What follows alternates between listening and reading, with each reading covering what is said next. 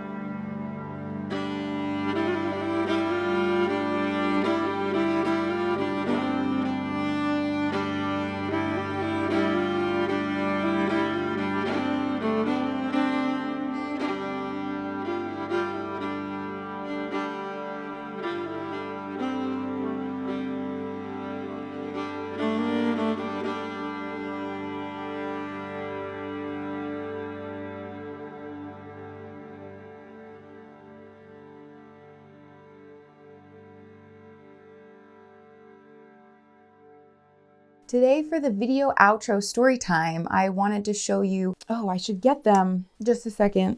I don't know where they are.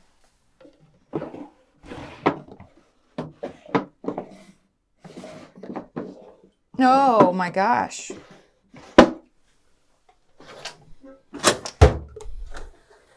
I found them. It's okay. Just a second. Look at this, baby. Yeah, so for today's video outro story time or whatever, I wanted to show you the tiny replica that I made of this style of adjustable locking pliers. The body of this one is made out of nickel because I was poor at the time and I didn't have enough money to make it in sterling silver. But all of the small threaded bolts with the tube set ruvies are sterling silver. And I actually did make a second one as an art trade with a dear friend who is also a metal artist, blacksmith, bladesmith, hammersmith, and pretty much all around great guy. But I met him at the Repair Days event years ago. And that was kind of like an interesting situation because I typically don't make more than one of the same objects. It's kind of like once I'm done and I figured it out, I'm really ready to move on to the next challenge. And that's one of the reasons why I'm so grateful for the Repair Days auction. It gives me a reason to create something and finish it and then let it go and hope that it can raise money to help support the museum. If you haven't seen the video that I made about the actual Repair Days event, I'll leave a link in the description, but maybe after watching that, you'll understand how much the Metal Museum supports me and my community of metal artists, and maybe you'll also understand more about why I'm so compelled to give back to them in this way, by making an auction piece and donating it. And this video is episode 5 out of 6 total. So, I put a lot of my free time into creating these things. So after all this, if you're interested in trying your hand at bidding this year to see if you can win my tiny wrench or any of the other auction items, it's all going to go down Saturday, October 23rd. If you can't make it to the auction in person, don't worry, because anyone above a certain age can bid online from the comfort of their own home. A link to the auction information will be in the description box below, and it's getting close, so I'm getting excited. Normally, my pieces go for about $200 to $600, but I'm kind of wondering now, with the addition of this video series, maybe my wrench might bring a little more than that. And if not, I'm totally fine with that. Honestly, they are so grateful for donations in any amount, but I am kind of curious to see what's going to happen. I personally am going to tune in to watch, but I'll also bid on some items that my friends have donated, which otherwise I wouldn't be able to afford. Now all of that is out of the way, I just want to say thank you. If you're subscribed or if you have hit the bell for notifications to be enabled, but also if you're just watching my videos now when this is current, or if you've just found my channel and you're watching back through my content, thank you. You can see from all these tiny tools in the past year's auctions that I've made, I just used to make them alone in my basement for years. And then I'll donate it. And the amount of people who knew what I was doing, or really how much work was going into these things, it was a very small group.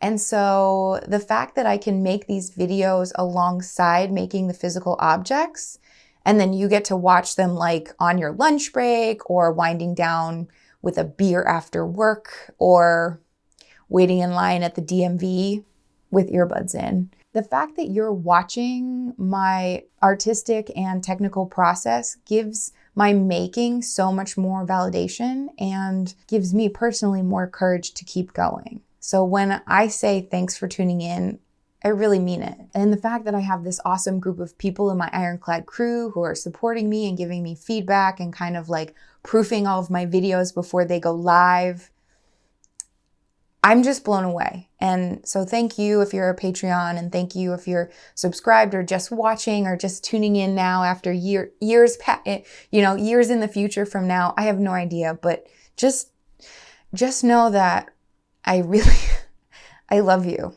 And I wouldn't keep doing this if I wasn't getting so much love and appreciation in return. So thank you. And I'll see you in the next video where we're going to finish this thing. Mwah!